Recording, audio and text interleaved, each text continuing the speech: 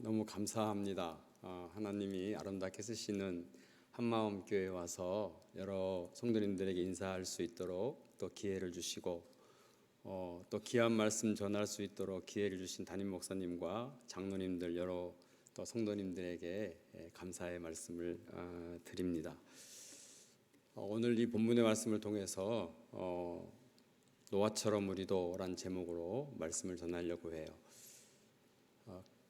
감자 모녀가 살고 있었어요.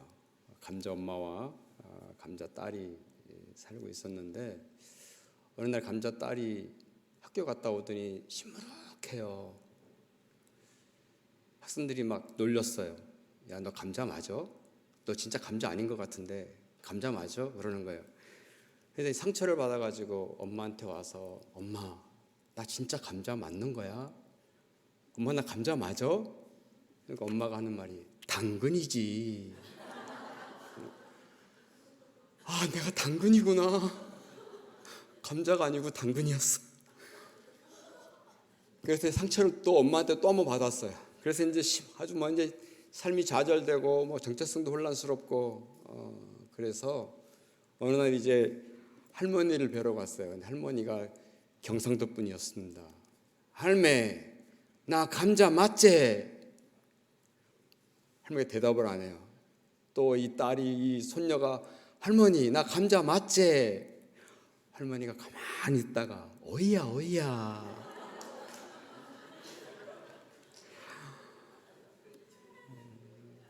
정체성이 참 혼란스러운 세대에 우리가 살고 있다는 생각을 해요. 감자이면서 때론 당근이고 때론 오이이기도 한 삶의 정체성이 오늘날 우리가 살고 있는 사회의 삶이 아닌가 하는 생각을 해봅니다. 10년 전에 우리 사회를 가리켜 피로사회 이렇게 정의했었습니다.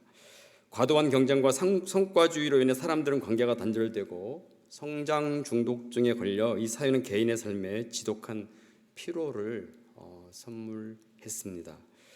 결과적으로 수많은 사람들이 자살했고 기업이 도산됐으며 사람들의 삶은 한순간에 곤두박질 치기도 했습니다. 한마디로 타인을 돌아볼 여유가 없는 피로한 사회였다, 그렇게 정의해 볼 수 있어요.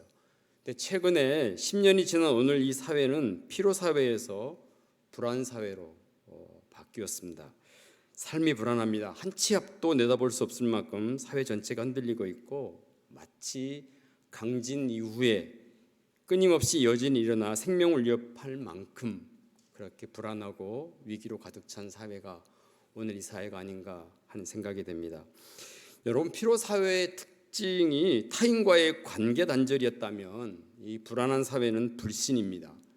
서로를 믿지 못합니다. 정부가 정책을 내놓아도 국민들이 다수는 불신하고 부모는 자녀를 불신하고 자녀들은 부모의 권위에 그 말에 불신하고 있습니다. 이러한 불신의 현상들은 결국 분노로 표출되어져서 자녀는 부모를, 부모는 자녀를, 남자가 여자를, 여자가 남자를, 성인이 유아를 살해하고 성폭행하고 온갖 종류의 죄악이 가득 찬 사회 불안의 범죄를 불러일으키고 있는 시대가 오늘 우리가 살고 있는 시대가 아닌가 하는 생각을 해봅니다. 여러분, 지금 우리가 살고 있는 사회는 시간이 갈수록 극도로 불안이 증폭되어 있습니다. 건드리면 금방 터져버릴 것처럼 바람 가득한 풍선과 같은 사회가 오늘 우리 사회이고 온갖 종류의 죄악이 난무한 사회가 여러분 오늘 우리가 살고 있는 사회입니다. 한 걸음 더 나아가서 보면 신종 범죄들이 왜 이렇게 많은지, 아침에 여러분 인터넷이나 뉴스를 조회하면 간밤에 사람들을 불안에 떨게 했던 크고 작은 사건들이 최소한 5개 이상 인터넷에 올라와 있는 것들을 우리가 종종 보게 됩니다. 한마디로 좌표를 잃어버린 사회, 그것이 오늘 우리가 살고 있는 사회다, 그렇게 단정지어서 여러분 말씀드려 볼 수 있을 것 같아요. 우리가 살고 있는 이 시대처럼 온갖 종류의 악이 난무한 시대가 있었는데 초기 이스라엘 역사에 있었습니다. 사람들이 하나님을 떠나고 우상을 숭배하고 온갖 종류의 악을 저질렀습니다. 동성애뿐만 아니라 무분별한 결혼을 통해 하나님의 영이 인간의 삶 가운데 거하지 않는 비극을 맞았던 시대가 있었습니다. 그 시대가 바로 여러분 노아 시대입니다.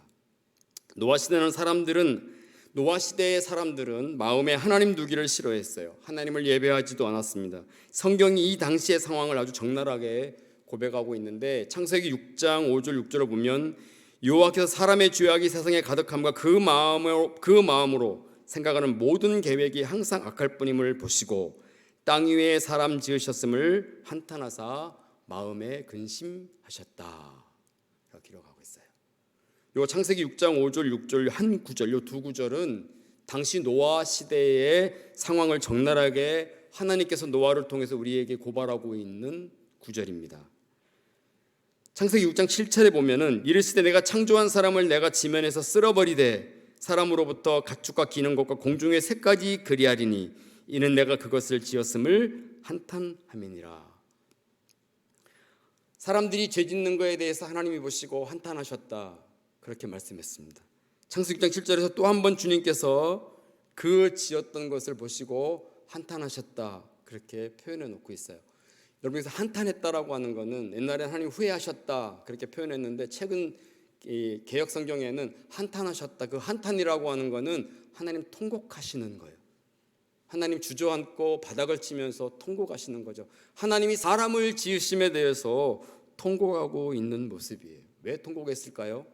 바로 노아 시대 때 사람들이 부패하고 타락하고 하나님 두기를 싫어했고 하나님을 예배하기도 싫어하고 온갖 죄악을 저질렀기 때문에 하나님이 그 지으신 사람에 대해서 한탄하셨다, 그렇게 기록했어요. 하나님 형상을 따라 지음받은 인간에 대한 하나님의 진노가 묘사되어 있는 거예요. 하나님은 자신의 창조 세계와 단절하시기로 결정했어요. 죄로 인해 하나님의 거룩성을 상실하고 그분을 경외하는 삶의 자리로부터 완전히 돌아서 버린 이 피조물에 대해서 분노하시고 그리고 그들을 버리기로 결정하신 것입니다. 여러분, 그런데 창세기 6장 8절에 보면 한 인물만 하나님이 제외하셨음을 우리가 발견합니다. 그러나 노아는 여호와께 은혜를 입었더라, 이렇게 기록이 여러분 되어 있어요. 여호와께 은혜를 입었다. 여러분, 이것은 무엇을 의미할까요? 그러나 노아만 하나님 앞에 은혜를 입었다, 이렇게 성경이 아주 짧게 함축적으로 그렇게 말씀하고 있습니다. 출애굽기 33장 16절 말씀을 살펴보면 하나님 앞에 은혜를 입었다라고 하는 것을 이 모세는 출애굽기를 통해서 모세의 문법으로 우리에게 다시 한번 가르쳐주고 있습니다. 나와 주 백성이 주의 목전에서 은총을 입었다는 것을 무엇으로 알리까? 주께서 우리와 함께 하심으로 나와 주의 백성을 천하 만민 중에 구별하심이 아니니까. 여러분, 그러나 모세만 하나님 앞에서 은혜를 입었다라고 하는 이 구절은 하나님이 구별하셨다는 거예요.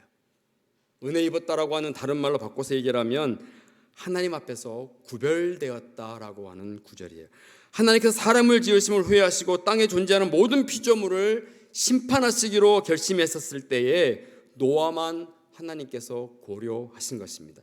하나님께서 구별하셨다는 것입니다. 살려두시기로 작정하셨다라는 거예요. 자, 여러분, 이제 그러면 우리가 여기서 왜? 라고 하는 질문을 던져야 합니다. 왜 하나님은 노아를 살려두시기로 구별하셨을까? 왜 노아에게만 하나님이 은혜를 입혀주셨을까라는 거예요. 창세기 6장 9절에 너무 분명하게 하나님께서 한 구절로 노아에게만 은혜를 입게 하신 이유를 우리에게 말씀해 주셨어요. 노아는 의인이요 당대의 완전한 자라 그는 하나님과 동행하였으며, 라는 이 구절 하나가 지상의 모든 생명을 하나님이 물로 심판하시고 그 생명을 송두리째 다 쓸어버렸을 때에 그러나 노아만 하나님께 은혜를 입었다. 그 은혜는 구별된 삶을 하나님이 구별하셨는데 그 구별하게 된 이유가 노아는 의인이요 당대의 완전한 자라 그는 하나님과 동행하였다. 이렇게 성경은 우리에게 말씀해 주고 있습니다. 여러분, 제가 오늘 여러분과 함께 나누려고 하는 메시지의 핵심은 노아의 세 가지 성품에 있는 것입니다. 지상에 존재하는 모든 생명체가 하나님의 심판의 진노로 죽어갈 때에 노아 가족만 하나님이 구별을 하셨고 그들에게 은혜를 입게 하셨다는 이 특별한 메시지는 우리가 쉽게 간과하거나 넘어갈 수 없는 하나님의 아주 굿뉴스입니다. 여기에는 하나님의 놀라운 비밀이 여러분 담겨져 있어요. 피로 사회를 넘어 불안 사회를 살고 있으며 온갖 종류의 범죄가 판을 쳤던 이 시대를 향한, 이 세대를 향한 하나님의 경고의 메시지이기도 하지만, 오늘을 살고 있는 우리가 노아처럼 어떤 삶을 살 때에 하나님 앞에 구별된 존재요, 하나님 앞에서 은혜를 입은 존재로 살 수 있을까라는 것을 우리에게 보여주고 있는 구절입니다. 여러분, 노아는 어떤 사람이었을까요? 이제 노아의 세 가지 성품을 한번 여러분 찾아보려고 합니다. 9절에 보면 첫 번째 등장하는 단어가 있어요. 바로 족보예요. 성경은 이것이 노아의 족보니라 그렇게 말씀하고 있어요. 여러분, 이스라엘 문화와 역사의 족보는 아주 중요했습니다. 족보는 곧 역사이며 삶이었어요. 한 가문의 역사를 대변하는 것이며 어떤 삶을 살아왔는지를 보여주고 있는 것이 족보 안에 있습니다. 그만큼 족보는 아주 중요했어요. 근데 좀 이상한 거는 족보니라 그렇게 말씀하고 난 나서 바로 셈, 함, 야벳의 족보를 하나님이 쫙 말씀할 줄 알았는데, 너무 다르게도 노아의 성품 세 가지를 하나님께서 거기에 말씀하고 있다는 거예요. 노아는 의인이요 당대의 완전한 자라, 그는 하나님과 동행하는 자였다라고 하는 것입니다. 여러분, 여기에는 노아의 세 가지 성품이 담겨져 있고, 그 세 가지의 성품은 결국 이 노아의 족보와 관련되어 있는 것, 이 노아의 족보 안에는 노아의 성품에 의해서 노아의 족보가 결정되고 있다는 사실을 우리가 발견해야 하는 것입니다. 우선 노아의 노아의 이 성품의 첫 번째는 뭐냐면, 여러분, 노아는 의인이었다는 거예요. 의인. 여러분, 국어 사전을 살펴보면 의인 그러면 바른 일을 행하는 사람, 도덕적으로 올바르게 행동하는 사람, 이게 의인을 가리키는 단어입니다. 그런데 노아에게 하나님이 의인이었다라고 하는 이 말은 국어 사전에서 말하고 있는 도덕적으로 올바른 행동을 하는 사람을 가리키는 단어가 아닙니다. 노마서 3장 10절에 보면 하나님은 너무 단호하게 말씀하셨어요. 의인은 없나니 하나도 없다. 하나님께서 의인이 하나도 없다고 말씀하신 것은 세상적 도덕 기준에 따라 의인이 없다라고 말한 게 아니에요. 하나님 말씀의 방식대로 사는 자가 하나도 없다는 것입니다. 하나님께서 말씀하실 때 그 말씀을 쫓아서 순종하며 사는 사람이 하나도 없다. 그게 의인이 없다는 거예요. 그럼 반대로 하나님이 노아를 의인이요 라고 말했을 때에 노아는 도덕적으로 올바르고, 그리고 국어사전에서 말하고 있는 그 올바른 행동을 하는 사람에 대한 의인이 아니라 하나님 말씀대로 쫓아서 순종하는 사람이었기 때문에 하나님이 의인이다, 그렇게 인정해 주셨다는 사실입니다. 하나님 말씀을 따라 사는 자 한 사람도 없고, 하나님 말씀을 생각하는 자도 한 사람도 없고, 그 말씀을 지켜보려고 애쓰는 자가 한 사람도 없는 그 상황에서 노아는 하나님 앞에서 의로운 사람이라 이렇게 하나님 앞에 인정을 받았다는 것입니다. 다시 말하면 하나님 말씀이 노아의 삶의 기준점이 됐다는 것이에요. 자신이 판단이 아니라 자신의 경험을 태도로 인생을 살아간 것이 아니라 하나님 말씀을 따라 그 말씀에 의지해서 삶을 살았다는 거예요. 여러분, 이게 왜 귀할까요? 이게 왜 그렇게 노아에게 중요하고 오늘 설교를 듣는 우리에게 여러분 왜 중요할까요? 노아 당시의 삶을 이해하면 여러분, 우리가 이 하나님 말씀을 따라 사는 것이 얼마나 중요한지, 하나님 내게 말씀하실 때 그 말씀에 순종하며 사는 것이 얼마나 중요한지 여러분 우리가 알 수 있어요. 당시의 사람들은 하나님을 떠나 마음에 하나님 두기를 싫어하고 죄짓고 타락했습니다.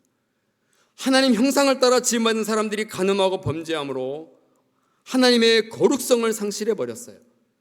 이런 삶의 지배적인 문화 속에 여러분 노아는 흔들리지 않았다는 거예요. 그런 문화에 동화되거나 뒤따라가지도 않았습니다. 전혀 여러분 다른 삶을 살았어요. 하나님 말씀을 따라 살았습니다. 하나님 말씀에 자기 삶을 지배하도록 그 말씀에 자기 삶을 내어드리며 여러분 살았다는 사실이에요. 여러분, 의의 기준은 도덕이 아니라 하나님 말씀입니다. 하나님은 우리에게 분명하게 여러분 말씀하셨어요. 잠언 3장 1, 2절에 보면 내 아들아 나의 법을 잊어버리고 나의 법을 잊어버리지 말고 내 마음으로 나의 명령을 지키라. 그리하면 그것이 너로 장수하여 많은 해를 누리게 하며 평강을 더하게 하리라. 그렇게 말씀하셨습니다. 하나님 말씀을 가까이 하면서 잊지 않고 명령을 지키는 자는 장수하고 땅에서 사는 날 동안 평강을 누리겠다. 그렇게 말씀했어요. 시편 119편 165절에 보면 주의 법을 사랑하는 자에게는 큰 평안이 있으려니 저에게는 장애물이 결코 있지 아니하리라 말하고 있습니다. 여러분, 의인의 지표가 되는 말씀을 따라 사는 자는 사는 날 동안 하나님께서 그를 평강으로 붙드시며 인생에 큰 장애물이 올 때마다 피할 길을 예비해 주신다는 사실이에요. 노아는 오늘 우리에게 그것을 보여주고 있는 거예요. 노아는 의인이었어요. 하나님 앞에서 하나님이 인정하신 거예요. 스스로 의인이 아니라 하나님이 인정하신 의인이었다는 거예요. 그 의는 세상 사람이 나가는 도덕적인 의가 아니라 바로 세상 풍파에도 흔들리지 아니하고 사람들이 시류에 쫓아서 먹고 마시고 취하고 하나님을 마음에서 밀어내고 하나님의 부재되었어도 고통을 느끼지 못하면서 허랑방탕하게 살 때에 흔들리지 아니하고 그의 말씀이 그의 삶의 중심에 하나님 말씀을 붙들고 살았기 때문에 하나님이 노아를 너는 의로운 사람이다 그렇게 인정해 주셨다는 사실입니다. 여러분, 둘째는 완전한 자였어요. 노아는 하나님은 노아를 가르쳐 당대의 완전한 자라 그렇게 말씀했습니다. 여러분, 우리는 완전함, 이거는 부족함이 없으며 빈틈이 없고 뭐든지 다 잘 알고 퍼펙트한 사람을 가르쳐 우리가 완전한 사람 그렇게 말할 수 있어요. 아, 그 사람 참 완전한 사람이야 라고 말하면 제일 먼저 떠오르는 게 뭐예요? 부족함이 없이 뭐든지 다 잘하는 사람을 가르쳐 우리가 완전한 사람 그렇게 부를 수 있어요. 여러분, 노아에게 하나님이 완전한 자라 그렇게 말한 것은 뭐든지 잘하는, 맡겨진 일을 충실하게 잘해내는 사람, 그를 완전한 자라 말하지 아니하고 하나님이 노아에게 완전한 자라고 말했던 것은 다른 의미입니다. 탁월함이에요. 탁월함. 좀 더 깊이 살펴보면 분별력을 가진 탁월한 존재가 여러분 노아였다는 사실이에요. 노아는 시대를 분별할 줄 아는 탁월함을 지닌 사람이었습니다. 세상 사람들이 하나님을 떠나 죄짓고 타락하며 하나님을 잃어버리는 상황 속에서도 노아는 시대를 볼 줄 아는 그 분별력을 지닌 아주 탁월한 사람이었습니다. 분별력은 우리로 하여금 여러분 방향을 잃지 않게 합니다. 올바른 길을 가게 만듭니다. 해야 할 일과 하지 말아야 할 일을 구별하는 능력을 갖게 하는 것이 여러분 이 분별함, 탁월함에 있는 것입니다. 제가 인도네시아에서 8년 동안 선교하다가 이제 한국에 들어왔는데 제가 약간 무모함이 있어서 이제 아내와 차를 몰고 드라이브를 나갔다가 인도네시아는 산이 굉장히 많아요. 여보 우리 저 큰 정상에 한번 차 가지고 한번 올라가지. 그러고서는 그 산을 이제 올라갔어요. 올라갔는데 해가 어둑어둑 기울어가지고서 이제 길을 잃어버렸어요. 그래서 이제 오직 원웨이 길만 따라 쭉 갔는데 밤새 그 산에서 헤매고 어디를 향방을 잃어버리고 그래서 밤 한 2시쯤 우여곡절 끝에 집에 내려왔는데 제 아내가 여보 난 다시는 당신하고 드라이브 안 나갈 거야 라고 해서 제가 아내한테 한번 혼난 적이 있습니다. 분별력을 잃어버리고 방향성을 잃어버리니까 갈 바를 알지 못하고 아주 난공불락에 빠진 경험을 하게 됐어요. 여러분 노아는 탁월한 분별력을 가지고 시대를 볼 수 있는 안목을 가지고 있던 사람이었습니다. 하나님의 심판을 바라봤어요. 죄의 삭은 사망이라는 사실을 분별했던 사람이에요. 여러분 바울이 우리에게 권면합니다. 로마서 12장 1절로 2절을 보면 그러므로 형제들아 내가 하나님의 모든 자비하심으로 너희를 권하노니 하나님의 모든 자비하심으로 내가 너희에게 권하노니 너희 몸을 하나님이 기뻐하시는 거룩한 산 제물로 드리라. 이는 너희가 드릴 영적 예배니라. 이렇게 말씀하고 난 다음에 2절에 너희는 이 세대를 본받지 말고 오직 마음을 새롭게 함으로 변화를 받아 하나님의 선하시고 기뻐하시고 온전하신 뜻이 무엇인지를 분별하도록 하라 라고 했어요. 여러분 1절에서 너희 몸이 하나님이 기뻐하시는 거룩한 산 제물로 드리라. 이는 너희가 드릴 영적 예배니라. 그렇게 하고 난 다음에 2절 마지막 절에 하나님이 선하시고 기뻐하시고 온전한 뜻이 무엇인지를 분별하도록 하라 얘기했어요. 너희 몸은 하나님이 드릴 영적 예배니라 라고 하는 이것과 분별하도록 하라고 하는 것은 같이 병치를 이루고 있는 것입니다. 우리가 하나님을 올바르게 분별할 때에 우리가 영적 예배를 드릴 수 있어요. 하나님 앞에 하나님이 기뻐하시고 선하시고 온전한 뜻이 무엇인지를 분별할 수 있는 그 분별의 안목을 가지고 살 때에 우리 몸이 하나님 앞에 드릴 산 제물로 드릴 영적 예배의 몸이라는 사실을 깨달을 수 있는 것입니다. 분별력을 잃어버리게 되어지면 노아 시대처럼 하나님이 주신 몸이 하나님 맞으시기에 거룩한 몸이라는 사실을 잃어버리고 이 몸에다가 죄짓고 우리의 정신에다가 죄짓고 우리의 생각에다가 죄짓고 살아가게 되어 있는 것입니다. 여러분, 그래서 노아는 그 당대의 완전한 자, 하나님 앞에서 탁월함을 지닌 분별할 줄 아는 사람이었다는 사실입니다. 셋째는 동행하는 자였습니다. 하나님은 하나님과 동행하는 자였다, 그렇게 말씀하십니다. 히브리어로 이 동행이라는 뜻은 준행하다 또는 순종하다라고 하는 의미의 단어입니다. 여러분, 평소 우리가 동행하다라고 하면 어떻게 표현해요? 함께 길을 가다, 함께 여행을 가다, 같은 방향으로 향하여 서 있다. 이게 국어사전에 나오는 동행이다, 동행이라고 하는 의미입니다. 여러분, 근데 하나님께서 사용하신 이 동행은 그런 의미가 아니에요. 하나님이 노아에게 하나님과 동행하는 자였다라고 말한 것은 준행하다, 순종했다라는 의미입니다. 노아는 단순히 하나님 말씀을 아는 사람, 아는데 그친 사람이 아니라 하나님 말씀을 믿고 그 말씀을 따라 세상을 분별하며 산 사람이었어요. 다시 말하면 행동하는 신앙이었다는 거예요. 바울은 우리에게 믿음을 강조했어요. 야곱은 우리에게 행위를 강조했어요. 그렇잖아요? 믿음이 있다고 말하면서 행함이 없는 믿음은 거짓 믿음이다. 반드시 믿음을 하나님을 믿는다고 하는 사람 안에는 행함이 있어야 된다라고 해서 바울과 야고보가 충돌이 돼요. 면밀하게 따지면 여러분, 우리가 예수를 믿는다, 내가 주님을 믿습니다 라고 말했을 때 믿는 걸로 끝납니까? 아니잖아요. 믿는다고 한 다음에 믿음의 행위가 우리 삶 안에 드러나야 합니다. 그래야 그게 진짜 예수를 믿는 사람인 거죠. 우리가 얼마든지 하나님 내가 주님을 믿습니다라고 우리 입으로 시인할 수 있어요. 거기서 끝나게 되어지면 우리의 신앙이 아닌 거죠. 내가 주님 믿습니다라고 말하면 그 믿음이 믿음의 행위로 드러나게 될 때에 그게 진짜 하나님을 믿는 사람이에요. 노아는 그런 사람이었어요. 여러분 보세요. 하나님 노아에게 햇빛이 쨍쨍 내리쬐는 날 아라스산에다 방주를 지어라 라고 명했어요. 생각해 보세요. 그가 믿음의 행위가 없었다면 그 하나님이 햇빛이 냉땡 비가 도무지 올 것 같지 않은 그날에 그 아랫산에다가 이런 방주를 짓게 됐어요. 지울 수가 없는 것이죠. 노아는 하나님과 동행하는 자였어요. 하나님 말씀에 순종하는 자였다는 거예요. 다시 말해서 믿는 바를 행할 줄 아는 사람이었어요. 그래서 하나님께서 아랫산에다가 배를 지으라고 했을 때에 당당하게 그 높은 산에다가 배를 지을 수 있었던 것입니다. 여러분, 노아의 세 가지 성품을 한마디로 정리해 보면 그는 하나님 앞에서 살았으며 시대를 분별할 줄 아는 지혜를 통해 하나님과 동행하는 사람이었습니다. 그리고 사람보다도 하나님을 기쁘시게 해드리는 사람이 여러분 노아였어요. 자, 이제 그러면 또 한 번 우리가 질문해 볼까요? 그럼 우리는 도대체 어떻게 살아야 할까요?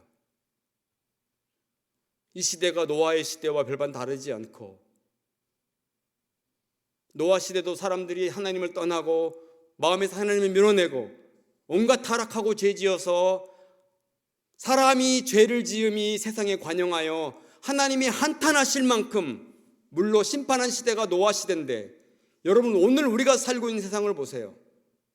하나님이 길이 참으셔서 망정이지 노아 시대와 별반 다르지 않습니다. 온갖 종류의 죄악들이 세상에 얼마나 난무합니까? 하나님이 조금만 마음이 조급하시다면 노아 때보다도 더 엄한 벌로 세상을 다스려도 저희들은 할 말이 없는 세상에 여러분 우리가 살고 있습니다. 우린 노아처럼 여러분 어떻게 살아야 합니까? 그럼 우리는 어떻게 살아야 정말 노아처럼 의인이요 당대의 완전한 자요 하나님과 동행하는 삶을 살아낼 수 있을까요? 여러분, 첫째는 하나님을 정말 잘 믿어야 합니다. 여기 아멘이 나와야 되는데, 예. 이미 마음속에 다 아멘 하셨죠? 예. 지금 저랑 첫 만남이라서 체면 차리느라고 아멘 안 하는 거죠. 김 목사님이 탁 하면 다 아멘 이럴 텐데, 제가 하니까는 체면 차리느라고 다 아멘을 안 하는데, 여러분, 하나님을 잘 믿어야 합니다. 네. 여러분, 우리는 하나님을 잘 믿는다는 기준을 오해하지 마세요. 여러분요, 교회 봉사하는 것으로 기준을 삼아요. 그래서 교회에서 이것저것 일을 도맡아 하는 사람들은 의뢰이 하나님을 잘 믿는다고 착각합니다. 그러나 하나님을 잘 믿는다고 하는 것은 우리의 봉사에 있는 것이 아니에요. 우리의 봉사가 아니라 우리의 신앙에 있습니다. 그리고 그 기준은 주님의 삶이 되어야 하는 거예요. 주님을 닮아가고자 하는 삶이 되어야 하는 거예요. 자발적으로 십자가를 받아들이신 것처럼 십자가 위에서 박해자들을 위해서 기도하고 자발적으로 자기를 내어줌으로 말미암아 다 이루었더라고 자신의 물과 자신의 피와 살을 다 나눠주셨던 그 예수님을 믿는 거예요. 그 예수님을 나의 구주로 믿는 거예요. 그게 정말 예수를 여러분 잘 믿는 사람들의 삶인 것입니다. 봉사를 많이 하는 것이 예수를 믿는 게 아니에요. 이 시대는 예수를 믿는다고 말하는 그리스도인은 많으나 정말 예수를 잘 믿는 사람들이 부재되어 있습니다. 한 발은 교회에 한 발은 세상에 두고 사는 그리스도인들이 여러분 얼마나 많습니까? 한마음 교회의 교우들은 한 발은 교회에 한 발은 세상에 두고 사는 그러한 어리석은 그리스도인들이 되지 않기를 주의 이름으로 축복합니다. 네. 제가 만났던 선교사님 중에 제게 가장 큰 감동을 줬던 선교사님 한 분이 계시는데, 아프리카 나오미, 저 마사이족에 선교하고 있는 나오미 선교사님이에요. 제가 광주에서 이제 예수전도단에서 훈련 한참 받을 때에 거기에 이제 강사로 오셔가지고선 1시간 내내 간증하는데, 제가 그때 선교사로 나가려고 막 엄청 열심히 기도하는 터에 그분을 만났어요. 그런데 그분 간증을 다 듣고, 주님, 저는 절대로 안 갑니다. 제가 하나님 앞에 뗐었는데, 이분의 간증이 너무 기니까 다 생략하고요. 영국의 명문대학원에서 공부할 때 예수를 안 믿었어요. 그리고서는 시골에서 온 가족이 십시일반으로 등록금 마련해가지고 그 딸 하나 바라보고서는 온 가족이 지켜보고 있는데, 그 영국에 가가지고서는 내비게이터 선교회에 코가 껴가지고 예수를 믿었어요. 그 내비게이터가 철저히 훈련시키는 선교 공동체잖아요. 그래서 이제 자기의 삶을 선교사로 헌신하겠다 결정하고는 학업을 마치고서는 집에다가 편지를 썼어요. 엄마 아빠 죄송해요. 제가 엄마 아빠가 그동안 저를 뒷바라지해서 제가 우리 가문을 일으켜야 될 귀한 딸이 돼야 되는데 제가 예수 믿고 변화되어져서 선교사로 나가겠습니다. 집에 난리가 났어요. 소환을 한 거죠. 아버지가 앉혀놓고 이제 한 말씀 한 말 안 하다가 우리 집에 딸로 남을래 호적을 파랴. 결국 호적을 파세요. 그리고서 이제 선교지로 가기로 결정했는데 후원할 데가 없죠. 근데 스코틀랜드 영국 선교회에서 후원하겠다 그래가지고 마사이족으로 갔어요. 아프리카 마사이족. 선교사로 가면은 자기와 똑같은 사람이 선교지 있을 줄 알았는데 단 한 사람도 거기에 선교사가 없었어요. 그리고 또 이 영국에서 공부하고 한국의 이 아주 여인네 결혼하지 않은 처녀이기 때문에 여러분 얼마나 체면이에요. 체면 문화에 아주 길들여 있는데 마사이족은요 여자가 수시로 강간을 당해요. 그리고 소가 여름에 죄송합니다 똥을 싸면 이렇게 바짝 마르잖아요. 그럼 역청을 이어가지고 집을 이렇게 세모로 지어요. 근데 그 안에 소똥 냄새가 아주 이루 말할 수 없죠. 거기서 이제 들어가서 삶을 사는데 이 남자들이 언제든 쳐들어와서 자기를 강간할까봐 한국 찬송가를 가지고 와서 1장부터 마지막 500 몇 장까지 아는 노래를 고래고래 부르고 그렇게 7년을 하나님 앞에서 헌신하고 수고했는데 한 영혼도 구원을 못 시킨 거예요. 어느 날 이 마사이족 사람들은 화장실이 없잖아요. 아무 데서나 대소변 눌러요. 남녀 할 것 없이. 근데 이 한국 처녀가 그럴 수는 없잖아요. 가지고는 대소변을 막 못 보니까 이제 얼굴이 띵띵 부었어요. 두드리기가 나고. 근데 이 마사이족 사람들이 아니 저 외국에서 온 여자가 화장실도 안 가네. 그리고서는 이 마을 사람이 담합해가지고 12시에 아무도 나오지 말고 아무도 없는 것처럼 조용히 하고 있어보자. 도대체 저 여자가 나와서 화장실을 보나 안 보나. 그리고 다 기다렸어요. 근데 이 여자가 문을 열고 나왔더니 사람들이 한 사람도 없는 거예요. 그래서 이때다 싶어가지고 이제 숲풀에 들어가가지고는 대소변을 누려고서 한참 대소변을 누고 있는데 그 동네 사람이 다 몰려와가지고 둥그렇게 원을 그려서 이제 이 여자가 대소변을 누고 있는 장면을 다 보고 있는 거예요. 뭐 이런 온갖 이 여자로서는 당해내지 못한 온갖 수치와 모멸감을 다 당하고 7년간을 수고했는데 한 영혼도 구원을 못 시킨 거예요. 그래서 주님, 저를 잘못 보내셨나이다. 소동집에 들어가서 길게 기도하면 주님이 붙잡을 것 같으니까 짧게 기도하고 짐 보따리 다 싸놓고 하나님 저 가요. 그리고 이제 딱 나오려고 하는데 하나님이 이 여인을 붙드셨어요. 그분 간증은 그래요. 하나님이 한숨을 푹 쉬면서 이 여인을 등 뒤에서 백허그를 하면서 한참 앉더니 너 맞아 가면 이 마사이족은 누가 구원하니? 나를 위해서도 남아줄 수 있어? 하나님 싫어요. 제가 여기 와가지고서는 여자로서의 모든 수치와 모멸감을 다 느꼈고 7년을 헌신했는데 한 영혼도 구원을 못 시켰는데 하나님, 저는 한국으로 돌아갑니다. 하나님과 1시간 넘게 씨름하고 이 여인이 하나님 앞에 세상이 주는 평안은 내가 주는 평안은 세상 평안과 다르다라고 하는 하나님의 음성이 들렸어요. 그래서 여인이 하나님, 그러면 하나님 하늘로부터는 평안을 제게 주세요. 하나님 여인을 안고 평화를 주시고 정말 한 번도 경험해보지 못한 하나님의 그 온전한 평화를 느꼈어요. 그리고 나서 주님, 제가 제 뼈를 이 아프리카에 묻겠습니다. 그리고 재혼식을 문을 열고 나갔는데 놀라운 일이 벌어졌어요. 그 맏사람들이 다 몰려와가지고 우리 동네에서 복음 전해주세요. 우리 동네에서 전도해 주세요. 그리고서는 거기서부터 사역이 시작됐어요. 그래가지고는 이 여인이 동네 신방을 가면 사람들이 다 일어나가지고 교회 온다. 교회 온다. 제가 엄청 울었어요. 나는 정말 교회인가? 이 여인이 어느 날 강아지 한 마리를 선물 받았어요. 강아지 한 마리를. 근데 강아지가 소똥집에서 짖으니까 그 짖는 게 자장가야. 이제 단잠을 자기 시작하는. 강아지가 너무 친해졌어요. 한국도 요즘 강아지가 아주 뭐 대세잖아요. 온 동네 유모차에 사람이 아니라 다 강아지 끌고 다니는 강아지 상팔자가 된 세상인데, 여러분, 강아지가 이제 너무 귀여워서 너무 강아지하고 놀다가 강아지가 너무 더러운 거야. 그래서 이제 개울가에 가서 물을 따다가 강아지를 모욕을 좀 시켜야 되겠다. 그래서 이제 모욕을 시키려고 물을 떠러 갔는데 강아지가 막 돌아다니다가 그 불펴놓은 데서 꼬리가 타버린 거야.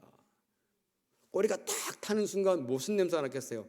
노릿노릿한 이 머리칼 타는 냄새 났잖아요. 아니, 그때 갑자기 한국에 김이 먹고 싶은 거예요. 김. 이 선교지 안 나가보신 분은 몰라. 예? 그 향수병이라는 게 어느 순간에 찾아와요. 하나님, 김 주세요. 김. 여러분, 김은 추운 겨울에 나는 건데 아무리 전능하신 하나님이어도 그 아프리카에 40도가 오르내리는 데서 하늘로부터 김이 내려올 리는 없고, 그래서 이 여인이 좌절하고 소똥집에 들어가서 잠을 자요. 이거는 도무지 하나님도 못하실 일이야. 그리고서 이제 잠을 자는데 환청이 들리는 거야. 김 때문에. 있어. 제가 김치를 8개월간 안 먹었어요. 인도네시아 가가지고. 근데 8개월이 지나니까 진짜로 막 김치가 금치를 보이더라고요. 어떤 일이 벌어졌냐면은 이 마사이족하고 케냐하고 상당히 멀어요. 근데 한국에 이 아줌마 아저씨들이 그 케냐에 단기 선교팀이 왔어. 근데 오늘 돌아가는 날이 한국으로. 그런데 그 마사이족에 한국 여인이 있다는 이야기를 듣고, 야, 우리가 여기까지 왔는데 그 마사이족 여인을 좀 위로하고 가자. 홀로 선교하고 있는데. 그래서 이제 비행 스케줄을 다 바꾸고 해가지고는 찌푸니를 다 빌려가지고는, 그 팀도 대단해요. 찌푸니를 빌려가지고는 그 마사이족까지 거의 밤낮 이틀 밤을 꼬박 차를 몰고 해가 거의 기울어 갈 그 시간에 그 마사이족에 딱 도착한 거예요. 그리고 나오미 선교사님하고 막 부르는 거야. 소똥집에서 이제 김이 먹고 싶어가지고 좌절했던 이 여인이 자기 이름을 부르니까 내가 김 때문에 미쳤나 보다. 이제 막 내 목소리까지 들리는구나. 내 이름까지 누가 부르는구나 하고서 있다가 문을 열고 딱 나갔어요. 그랬더니 수년 동안 만나보지 못했던 한국 사람을 만나니까 여러분 얼마나 반갑겠어요. 서로 끌어안고 울고불고 반갑다 악수하고 난리를 치는데 어떤 아주머니가 보따리를 풀어요. 그러더니 긴 백장을 내놓는 거예요. 주여,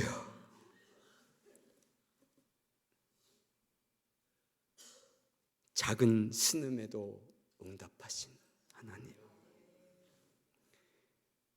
일주일 전에 한 여인에게 긴 백장을 준비해라. 아무 영문도 모르는 여인이 긴 백장을 쌌어요. 그리고 오늘 돌아가야 돼. 근데 무슨 영문인지 스케줄을 변동해서 마사회족을 간다는 거예요. 그리고 마사회족에 가서 그 여인을 만났을 때에 제가 한국에서 가져올 건 없고 긴 백장 가져왔나이다. 아무도 몰라요. 아무도 그 긴 백장이 무슨 사연이 있는지 아무도 모르지만 이 여인이 2주가 지난 다음에 김이 먹고 싶을 것을 알았기 때문에 하나님이 2주 전에 김을 준비해서 그 여인 손에 긴 백장을 들려주었어요. 여러분, 예수님 잘 믿으십시다. 네, 우리 하나님 참 멋진 분이에요. 하나님 잘 믿는 한마음교회 성도님들 되시기를 주의 이름으로 축복합니다. 여러분, 둘째는 우리의 신앙을 다른 것과 바꾸지 말아야 합니다. 이 세상은 우리에게 적당한 타협과 적당히 타협하며 사는 것이 건강한 자아를 갖고 사는 삶이라고 광고합니다. 적당히만 즐기고 적당히만 마시고 적당히만 행하면 문제될 것이 없다고 말합니다. 그래서 사람들은 쉽게 타협해버립니다. 여러분, 그러나 그것이 사단의 속삭임을 잊지 말아야 합니다. 우리가 믿는 신앙은 그런 것들과 다른 삶이에요. 진리 가운데 완전하게 서야 하는 삶이에요. 성경이 제시하는 삶을 쫓아 순례길을 가는 삶이 여러분 우리의 삶이에요. 우린 순례의 길을 가는 거예요. 그렇게 살고 싶지만, 그렇게 적당히 살고 싶지만 스스로 쳐서 복종시켜서 말씀을 쫓아서 내가 죽음 너머에서 주님과 조화할 날이 내게 있다라고 하는 그 천국의 소망을 가지고 우리가 살아가고 있기 때문에 여러분, 세상과 타협하지 말아야 하는 것입니다. 제가 어느 날 영화를 봤어요. 영화를 보려고 영화관에 앉아 있는데 상영하기 전에 막 광고를 하잖아요. 근데 광고들 중에 제 마음에 와닿았던 광고 하나가 있었습니다. 그게 뭐냐면 마약을 하지 말라는 광고였어요. 광고 영상 중에 이런 문구가 있었어요. 딱 한 번인데 뭘 어때? 라는 거였어요. 딱 한 번인데 뭘 어때? 라는 문구였죠. 그 영상이 막 지나간 다음에 마지막 문구가 뭐였냐면 딱 한 번이 영원히 끊지 못하는 중독자가 됩니다. 라는 문구였어요. 그때 제가 타협에 대한 위험성을 느끼게 됐어요. 여러분, 신앙은 확고해야 합니다. 유다서에서 우리에게 지극히 거룩한 곳에 너의 믿음을 건축하라 라고 말하고 있어요. 우리의 신앙을 다른 것과 여러분 바꾸지 말아야 합니다. 여기 장로님들 계시는데 정말 죄송합니다. 어느 대학 기독교 연구원에 조사를 했어요. 교회 항존직들을 대상으로 주일에 당신의 자녀를 학원에 보내겠습니까? 교회 보내겠습니까? 그렇게 물었어요. 그런데 항존직 중 57.8%가 학원에 보내겠다. 대답했어요. 그 이유는 학원 가야 할 시간에 예배드리면 자녀가 다른 사람보다 뒤처지고 인생 낙오자가 되고 더 좋은 대학에 들어가지 못할 것 같은 불안 때문에 예배 드리는 일보다 학원 보내는 일을 선택했다는 사실이에요. 여러분, 성경은 우리에게 말합니다. 내 영혼이 잘됨 같이 범사에 잘되고. 내 영혼이 잘됨이 뭐예요? 하나님 앞에 예배하는 거예요. 그래야 범사에 잘 되는 거예요. 하나님을 버리고 하나님 우리의 마음이 밀어버리고 하나님 앞에 예배해야 할 시간에 자녀를 학원 보내보세요. 그 자녀가 잘 될 것처럼 생각하지만 그 자녀를 망하는 길로 보내는 것입니다. 여러분, 타협하지 말고 하나님만 의지하고 사는 믿음을 가지시기를 주의 이름으로 축복합니다. 하나만 더 얘기하겠습니다. 목사님이 딱 30분 설교하라고 그랬는데 설교가 좀 길어졌어요. 마지막 세 번째는 시대를 분별하며 살아야 합니다. 이 시대는 하나님의 부재에 대해 고통을 느끼지 못하는 시대예요. 자신의 소견에 오른 대로 행하는 시대이며 하나님의 말씀의 권위보다 현대 과학과 의학에 도전하며 살고 있는 시대입니다. 한마디로 세속화라는 문화에 사방으로 우겨쌈을 당한 시대라고 해도 여러분 과언이 아니에요. 신앙생활은 너무 안이해졌고 신앙의 깊이도 하나님을 향한 열심도 찾아보기 어려운 시대가 여러분 오늘 우리 시대입니다. 마치 사사시대처럼 하나님과 우상을 겸하여 섬기며 하나님의 권위와 명예를 우상들처럼 하찮게 여겨버리는 시대로 여러분 변해버렸다는 사실이에요. 우리에게 여러분 정말 분별이 필요합니다. 더더욱 분별력을 잃어버리지 말아야 합니다. 하나님이 기뻐하시고 선하시고 온전한 뜻이 무엇인지를 분별하도록 하라라고 명했던 그 말씀을 우리의 마음에 신비에 새기고 분별의 지혜를 가지고 여러분 살아야 합니다. 이 시대를 쫓지 않고 마음을 새롭게 함으로 변화를 받아 정말 하나님이 기뻐하시는 뜻이 무엇인지를 분별하며 살아가는 여러분 되시기를 주의 이름으로 축복합니다. 노아는 시대를 분별하는 지혜를 가지고 있었습니다. 그 탁월한 지혜로 말미암아 흔들리지 않았습니다. 어떠한 환경과 상황이 소용돌이치고 사람들이 노아를 향하여 너는 미쳤다라고 비웃고 조롱해도 노아는 흔들리지 않았어요. 하나님 말씀이기 때문에 하나님이 내게 말씀하셨어. 하나님 반드시 그 말씀을 이루실 거야. 이 분별의 지혜를 가졌기 때문에 노아는 승리할 수 있었습니다. 오늘 헌신 예배를 드리는 남성교회 성도 여러분, 노아를 통해 우리에게 보여주시는 이 세 가지 신앙을 붙들기를 간절히 부탁합니다. 하나님을 잘 믿는 남성교회 여러분 되시기를 주의 이름으로 축복합니다. 타협하지 않는, 정말 어떤 것과 타협하지 않는, 우리 인생이 짧습니다. 하나님 부르시는 그날까지 타협하지 아니하고 옹고지신한 믿음을 가지고 믿음을 지켜낼 수 있는 남성교회 되시기를 주의 이름으로 축복합니다. 더 나아가서는 시대를 분별하며 사는 지혜를 통해 하나님이 한마음께 온 교우를 통해서 큰 영광을 받으시는 복된 교회 되시기를 주의 이름으로 축복합니다. 기도하겠습니다.